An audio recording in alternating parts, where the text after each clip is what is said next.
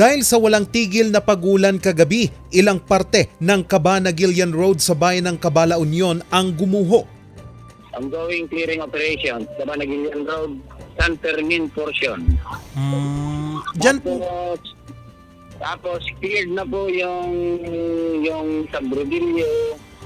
Mamaya pupuntahan namin yung landslide sa San Jose at San Cornelio. Ang pagulang naranasan kasi dala ng habagat. Mula 10 p.m. kagabi hanggang 1 a.m. ng umaga. Panaka-naka lang nung the past few days pero kagabi lang talaga malakas. Pero ayon sa Pag-asa, asahan pa ang paglakas ng mga pagulan dahil naging bagyo na ang binabantayang low pressure area sa silangang bahagi ng Cagayan. Tinawag itong bagyong Goring. Pero kung ikukumpara sa mga nakalipas na bagyo, kakaiba ang track ng nasabing bagyo. Parang stationary nga siya, no? Kasi nga yung mga forecast natin halos hindi siya umaalis, ano? Nagluloop siya. Because maraming mga factor yan doon sa mga labas ng ating Philippine Area of Responsibility. May mga law, na kung saan kahit doon sa west side and east side mayroon nga tayong binabantayan pang tropical depression na dito sa labas ng bansa, no?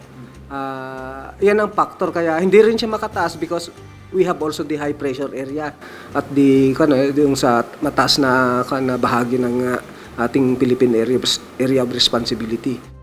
Palalakasin ni Goring ang habagat habang magpapaulan ang extension nito sa Cordillera at Cagayan Valley. From depression, magiging tropical storm and then magiging severe tropical storm up to typhoon nga ito, no?